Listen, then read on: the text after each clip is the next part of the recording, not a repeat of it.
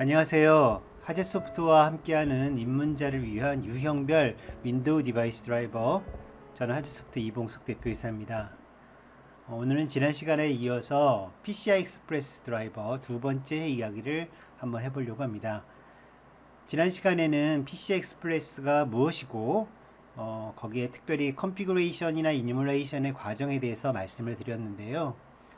오늘은 나머지 남아있는 간단한 몇 가지 아키텍처적인 부분하고 그리고 디바이스 드라이버를 작성하는 방법, 특히 어떤 것들을 이슈화하는지 그런 것들을 간단하게 설명해 드리는 시간을 가져보겠습니다.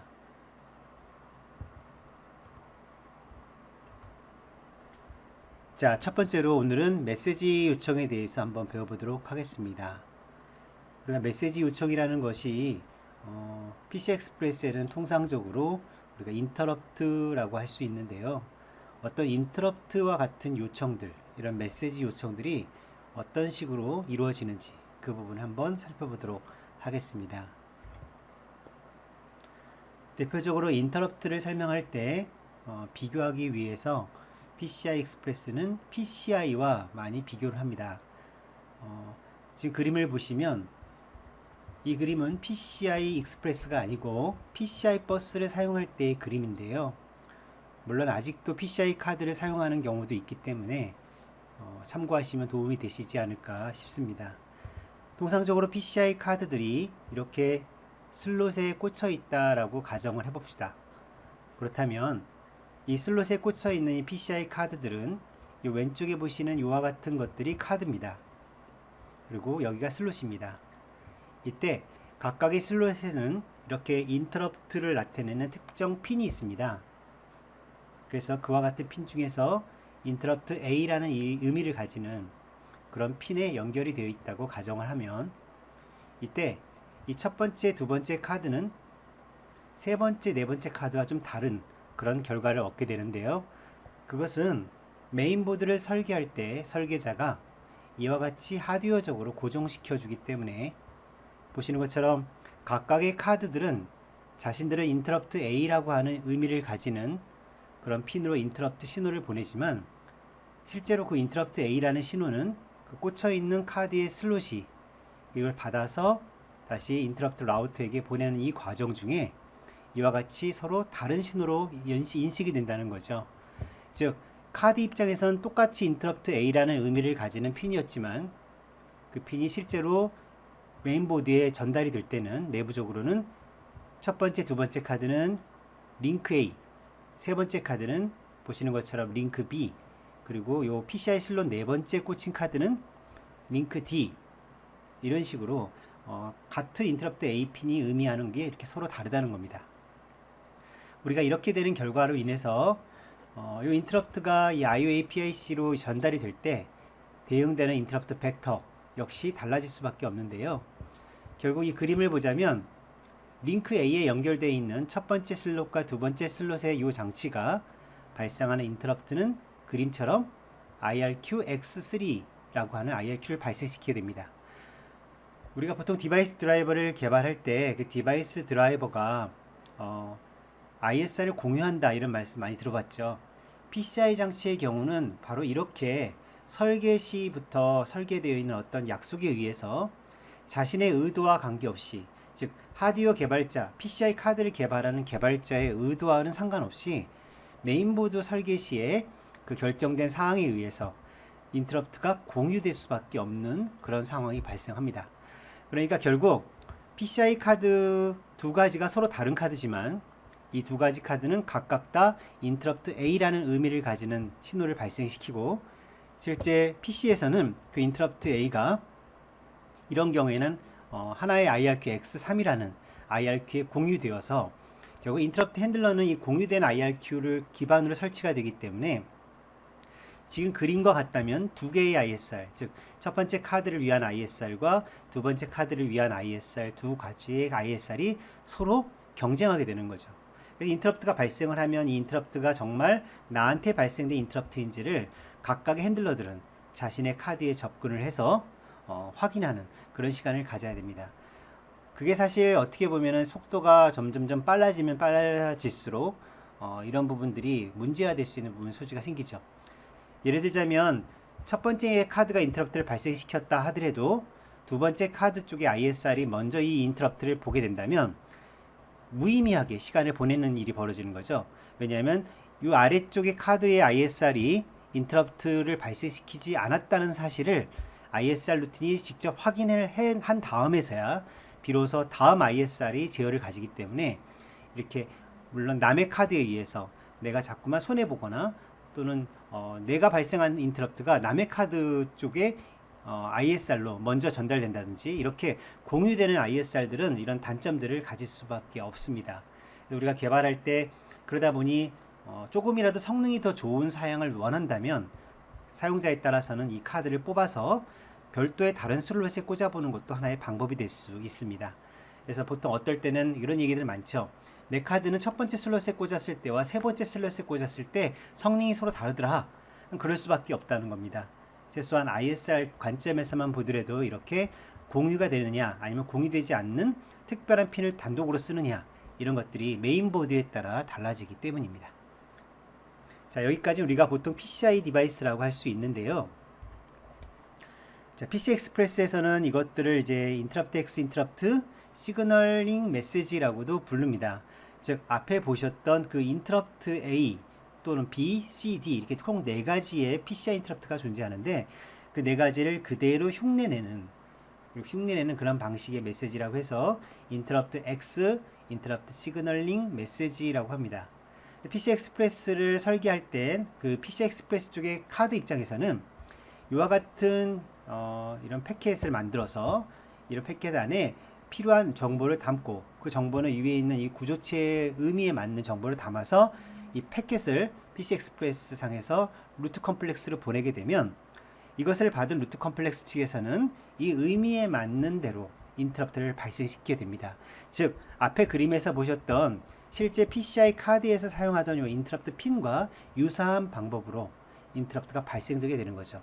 그러니까 결과적으로 이와 같은 메시지를 통해서 발생한 인터럽트도 역시 공유 인터럽트가 되는 거죠. PCI 익스프레스에서 발생한 인터럽트를 예전과 동일한 PCI 카드에서와 마찬가지인 공유 ISR을 사용한다는 점에서는 같은 결과가 되겠습니다. 펌웨어 개발자 입장에서는 인터럽트를 발생시키고 싶다 그러면 여기 보시는 것처럼 assert int 보통 A를 많이 쓰니까 assert int A 핀 그리고 다시 deassert int A 핀 이렇게 두 번에 걸쳐서 두 가지를 번갈아 가면서 한 번씩 발생시켜주면 인터럽트가 실제 발생된 것을 그대로 흉내낼 수 있다 이렇게 보실 수 있겠습니다. 자, 보통 인터럽트를 발생하는 방법에 있어서 PCI 익스프레스는 두 가지 인터럽트를 사용할 수 있습니다. 첫 번째는 좀 전에 보셨던 int A, int X 메시지라고 하는 게 있어서요. int A, int B, int C, int D 이렇게 네 가지의 핀에서 인터럽트가 발생된 것과 유사한 그런 시뮬레이션 효과를 내는 그런 인터럽트 방식이 있고요. 현재는 사실상 제일 많이 사용되는 방식이라고 할 수 있습니다. 이 방식을 만약에 여러분들이 쓰시게 되면 앞에서 배웠던 대로 PC 익스프레스 카드 측에서 인터럽트 X라는 메시지 패킷을 발생시킵니다. 그러면 그것을 루트 컴플렉스가 받아서 그것을 내부에 가지고 있는 이 IO API-C라고 하는 이 장치로 인터럽트를 보내게 되고요.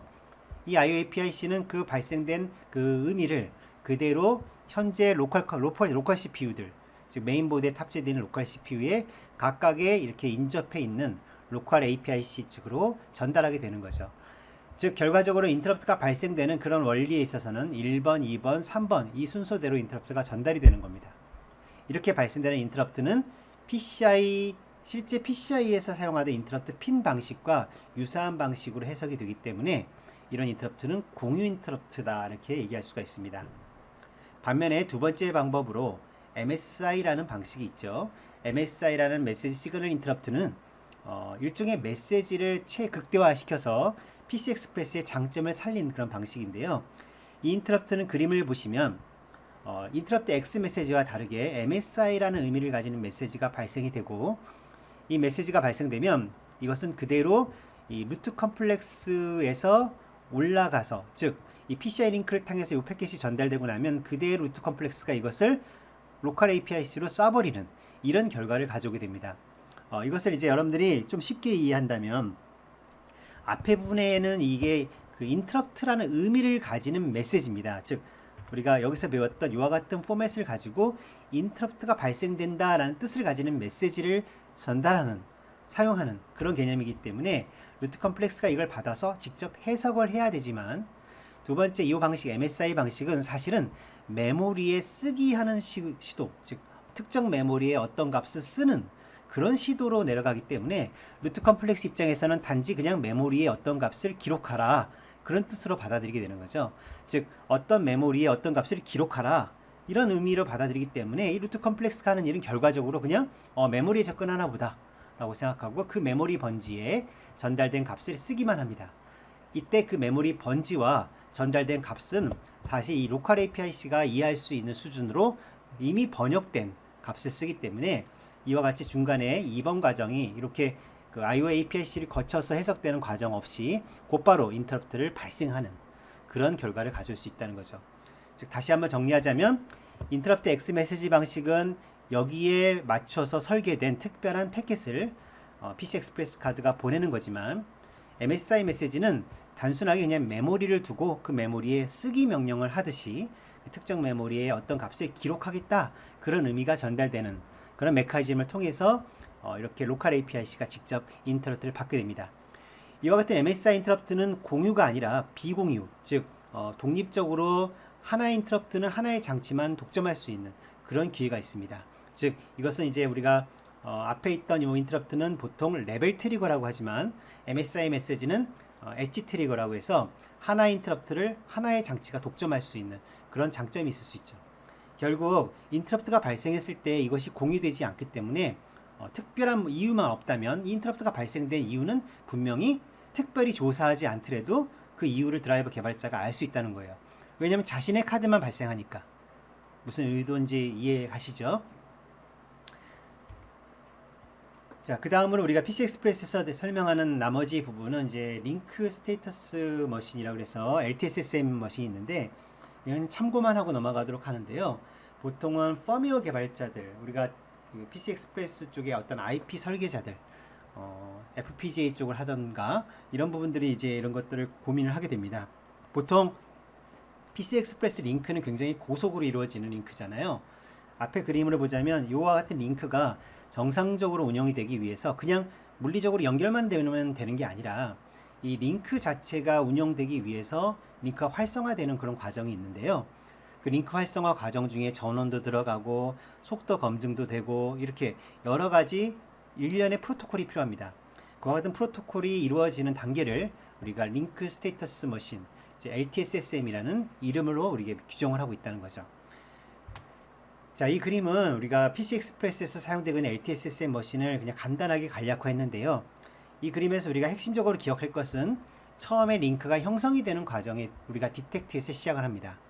그래서 이 디텍트가 되면 거기서 곧바로 사용이 되는 것이 아니고 그림에 보시는 것처럼 폴링 단계라는 걸 거치고 컨피그레이션을 거친 다음에 그리고 L0로 들어가서야 비로소 링크가 사용될 수 있습니다.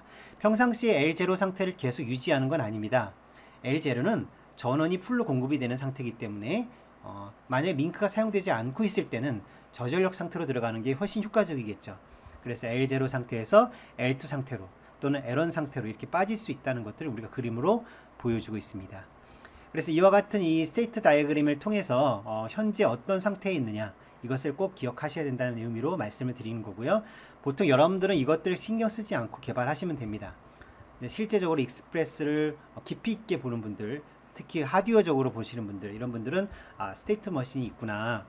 처음에 장치가 링크가 처음에 발견되는 디텍트 단계에서부터 L0 단계까지 반드시 들어가야만 통신이 가능하구나 라는 것을 기억하시면 됩니다.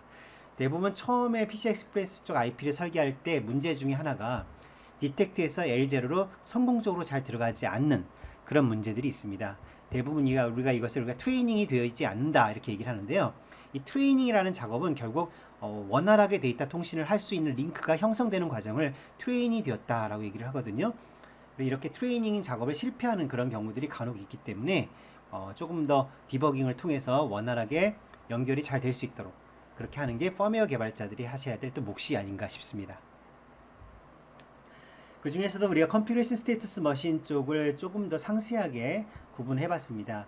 이 그림을 이제 먼저 이해하는 그런 요령만 아시면 되는데요. 이 그림에서 나타내는 용어를 보시면 폴링이나 또는 리커버리 모드로부터 들어온다, 그런 얘기입니다. 즉 폴링이나 리커버리 모드, 앞에서 그림에서 보시면 요 폴링 또는 리커버리에서 들어온다, 이런 얘기거든요. 폴링에서 들어오거나 리커버리 들어온다. 이 컴프레션 단계에서 나갈 때는 리커버리로 나가거나 디텍트로 나가거나 아니면 유제로로 나간다, 그렇게 되겠죠.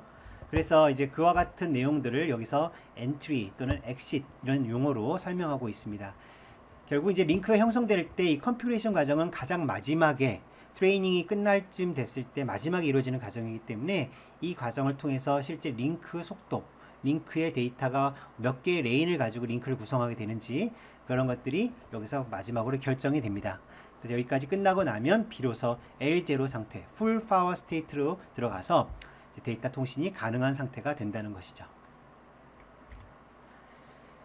자, 이번에는 PCI 익스프레스 디바이스 드라이버를 개발하는 방법에 대해서 한번 배워볼 텐데요. 실제로 우리가 윈도우에서 이 PCI 익스프레스 드라이버를 개발하는 경우나 또 뭐 리눅스에서 개발하는 경우나 거의 유사하게 실제 우리가 해야 될 일이 무엇인지를 명확하게 알기만 하면 됩니다. 우리가 MS-DOS와 같이 옛날 시절의 어떤 운영체제를 쓰는 그런 컴퓨터에서 PC 익스프레스 카드를 쓰는 일이라면 상당히 많은 걸 공부하셔야 돼요. 왜냐하면 운영체제 자체가 전혀 PC 익스프레스를 고려하지 않고 있는 부분이 있기 때문에 그에 맞춰서 여러분들이 직접 하셔야 될 것들이 많아지지만, 요즘 사용하는 윈도우즈나 리눅스와 같은 이런 대표적인 운영체제들은 어느 정도의 그 버스 드라이버를 다 내장하고 있기 때문에 여러분들은 개발할 당시에 PC 익스프레스 버스 드라이버가 해야 될 몫을 여러분들이 굳이 개발할 필요가 없는 거죠. 여러분이 꼭 하셔야 되는 내용만 알아서 개발하시면 될 것 같습니다. 자, 개발자는 드라이버에서 무슨 작업을 해야 될까요? 자, PC 익스프레스 버스와 관련된 대부분의 작업은 운영체제가 수행을 합니다. 이것을 대원칙으로 하고 있고요. 그렇지 않은 운영체제도 있을 수 있습니다. 여러분들이 윈도우즈와 같은 운영체제는 운영체제가 대부분의 작업을 합니다. 아주 중요하죠. 우리가 운영체제가 하는 작업이 바로 이 버스 드라이버를 제공하는 작업, 버스 드라이버, PC 익스프레스 버스라고 하는 그 버스를 운영하는 드라이버를 제공하고요. 버스 드라이버는 PC 익스프레스 카드를 위해서 사용될 자원, 실제 아주 중요한 리소스가 될 텐데, 물리 메모리 공간, 우리가 물리 메모리 공간이라고 얘기하는 것은 결국 우리가 PC 입장에서 볼 때는, CPU 입장에서 볼 때는 메모리 실체가 중요한 게 아니고 메모리 어드레스가 중요한 거거든요. 그러니까 어드레스가 없는 실체는 무슨 의미가 있습니까? 접근을 못 하는데.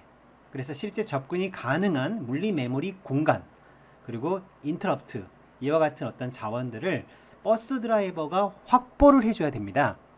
앞에서 우리 기억나십니까? 브릿지 같은 게 있었죠?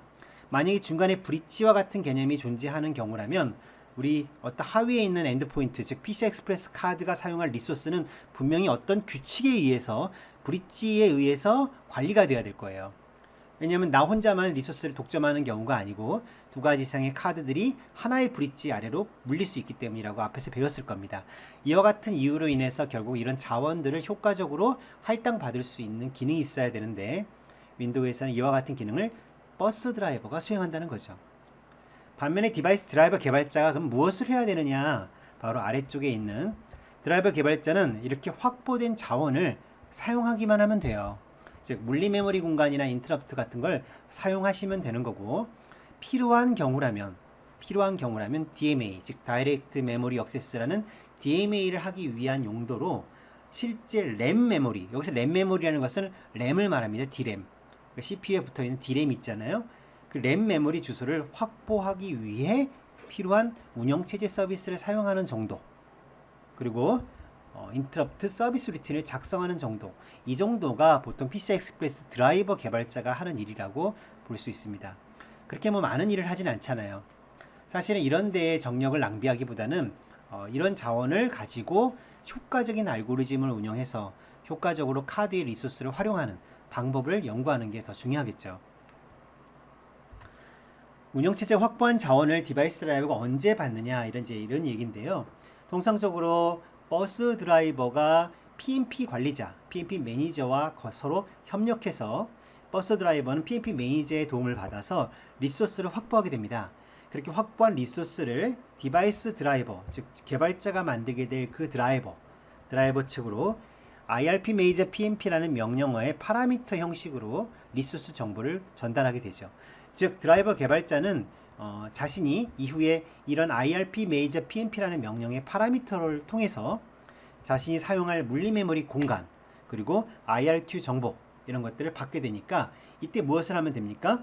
물리메모리 공간이라는 것은 결국 우리가 그 공간을 사용한다는 관점에서 볼 때 물리메모리를 단지 DMA에 사용하는 경우라면 상관없지만 이 물리메모리가 직접 CPU에서 접근되는 그런 공간이라는 개념이라면 그러면 이 공간은 반드시 가상주소가 있어야 되겠죠. CPU는 가상주소를 사용하니까 그래서 CPU가 접근할 수 있는 가상주소로 매핑하는 MapIOSpace와 같은 대표적인 함수를 사용하는 시기가 바로 이 시기가 될 거고요. 또 그 외에는 인터럽트 핸들러를 설치해야 되겠죠. 그래서 인터럽트 서비스 루틴을 설치하는 IO 커넥트 인터럽트 또는 MSI를 설치할 수 있도록 확장된 IO 커넥트 인터럽트 EX와 같은 함수를 직접 불러서 MSI 또는 핀 방식의 인터럽트 핸들러를 설치하시면 되겠습니다. 즉 드라이버 개발자가 리소스를 확보된 리소스를 활용하는 이와 같은 코드를 대개 이와 같은 위치에서 이와 같은 가상 메모리 가상 메모리 매핑이라든지 ISR 설치와 같은 이런 작업들을 수행하게 된다는 것을 알 수 있습니다. 대개 우리가 PCI 드라이버를 개발할 때, 익스프레스 드라이버 개발할 때 이슈화되는 요소 중에 하나가 제 기억으로는 DMA가 아닌가 싶습니다. 우리 DMA를 통해서 보다 더 효과적인 속도로 더 빠른 속도로 많은 양의 데이터를 다루는 걸 원하죠. 그래서 그렇게 하기 위해서 DMA를 쓰는데요. DMA는 결국 램 메모리가 아주 중요한 이슈로 대두가 되겠죠.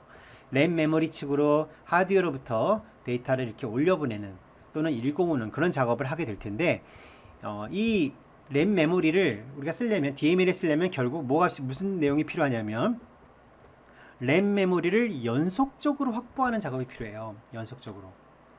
그러니까 연속적으로 램 메모리가 끊어지지 않게끔 특정 주소로부터 얼마큼 이렇게 확보하는 작업이 필요한데 이와 같은 작업을 하기 위해서 아래에 있는 내용 이와 같은 함수들이 사용될 수 있습니다.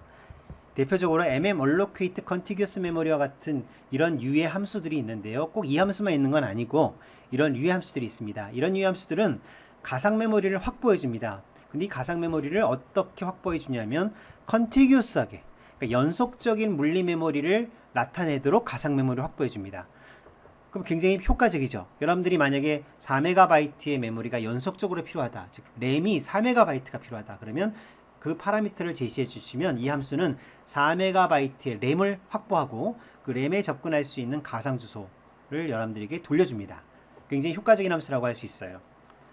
이렇게 돌려준 가상 어드레스를 우리가 만약에 피지컬 어드레스 공간, 즉 물리 메모리 공간에 번지가 필요하다면 그 가상 어드레스를 다시 get physical address, 즉 get physical address라는 함수를 통해서 물리 메모리 주소를 얻어낼 수가 있습니다.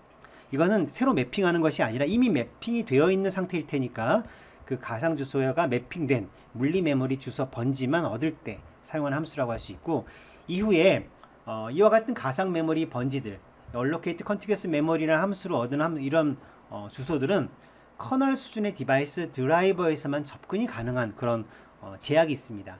그래서 슈퍼바이저 권한을 가진 그런 문맥에서만 이 가상 메모리를 접근할 수 있기 때문에 이 가상 메모리를 만약에 어플리케이션과 같은 일반 유저 레벨의 코드가 접근하고 싶다면 별도의 MDL을 만든다든지 또는 map locked page와 같은 함수를 써서 응용 프로그램이 접근할 수 있는 가상 주소를 새롭게 매핑하는 그런 작업이 필요합니다.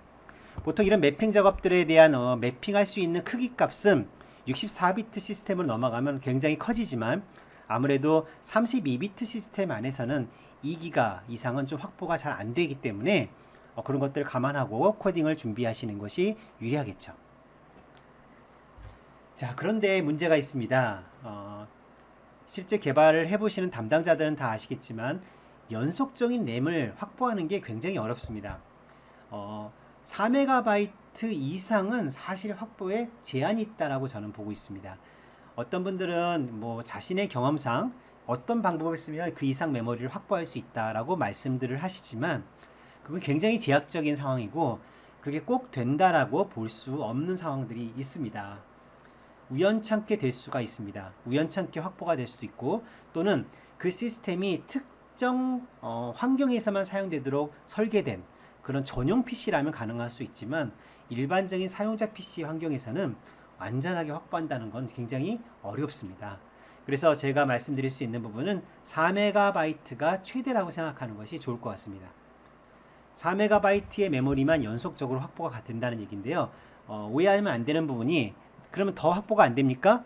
더 확보가 되지만 또다시 4MB를 따로 잡는다는 거죠. 그러니까 연속적으로 4MB의 메모리를 확보해 주는 건 가능하고 또 다시 또 다른 공간에서 연속적으로 4MB를 확보하는 겁니다. 이렇게 4MB, 4MB, 4MB, 4MB 이렇게 해가지고 뭐 4GB, 8GB 이렇게 확보하는 건 가능하다는 거예요. 왜냐하면 램은 충분히 요즘은 8GB 이상 다 가지고 계시니까. 그런데 이걸 연속적으로 뭐 5MB, 10MB 이렇게 확보하는 거는 경험상 위험하다라는 말씀을 드리는 거죠.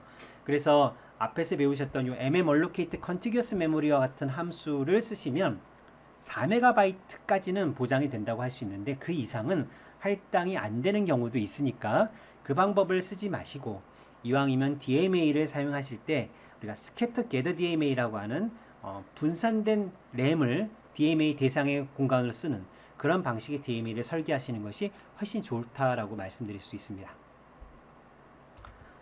4MB 이상의 램을 연속적으로 할당하는 방법 중에서 제가 하나 추천해 드리는 방법이 있는데요. 꼭 이 방법을 쓰라는 얘기는 아니지만 만약에 필요하다면 이 방법은 안정적으로 확보할 수 있는 장점이 있을 수 있기 때문에 이 방법을 추천해 드릴 수 있습니다. 물론 이제 한 가지 기억하실 부분은 이런 방법을 통해서 할당하는 이런 메모리 할당 방식은 정말 일반적인 PC에서 사용하기보다는 제조사에서 정의한 어떤 특정 환경, 특정 공장, 특정 환경에서 쓰는 특별한 PC, 이런 PC에서 안정적으로 굉장히 많은 메모리를 확보하는 그런 방법으로 추천해 드립니다. 그러니까 이것을 꼭 일반적으로 쓰라는 말은 아닙니다. 자, 이 방법은 무슨 방법이냐면 우리가 램을 가지고 있을 때 부팅 과정 중에 운영체제가 특정 공간만 사용하는 겁니다. 램을. 나머지는 쓰지 않는 거죠. 그러니까 램의 특정 공간까지만 쓰고 나머지는 안 쓰게 하는 방법을 쓰니까 결과적으로는 운영체제가 램을 덜 쓰게 되는 거잖아요. 그 덜 쓰는 공간으로부터 나머지 공간을 여러분들이 마음대로 쓴다는 겁니다. 그래서 이거 보시면 bcd edit라는 명령을 통해서 여기 보시면 이게 4기가 아니죠.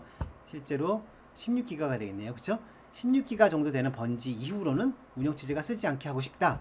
그럼 bcd edit를 이와 같은 명령을 통해서 지정해주고 재부팅을 하시면 그 PC는 이 번지 이후는 전혀 접근하지 않는 운영체제가 접근하지 않는 그런 메모리가 확보될 수 있다는 거죠. 이렇게 하시고 나서 드라이버 개발자들은 이 번지부터는 내 거다 라고 생각하고 필요한 메모리를 매핑해 쓸 수 있는데 이게 그렇게 좋은 방법은 아닙니다. 왜 그럴까요? 한두 사람이 다 이 방법을 쓰고 싶다고 하면 충돌이 발생하겠죠. 이거 충돌 문제가 생깁니다. 운영체제가 이런 부분들을 위해서 특별한 어떤 레이어를 두고 관리해 주는 게 아니기 때문에 독점을 해서 쓰기는 굉장히 위험할 수 있다는 거예요. 그러니까 남들은 안 쓰고 나만 쓸 수 있는 특별한 경우에 뭐 메모리가 특별히 뭐 한 몇 기가를 확보해야 된다든지 이런 특화된 시스템에서만 이 방법을 쓰시기를 추천해 드리겠습니다. Scatter Gather DMA가 무엇인지를 간단하게 설명해 드리는 시간인데요.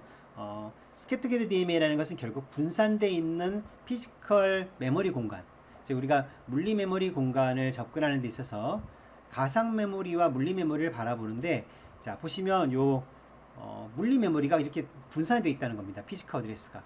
그래서 피지컬 어드레스가 이렇게 불연속적으로 되어 있지만 그것을 가상 어드레스 수준에서 볼 때는 연속적인 것처럼 바라보게 하여서 우리가 CPU 입장에서는 우리가 가상 어드레스로 접근할 때는 사실은 연속적인 것처럼 보이죠.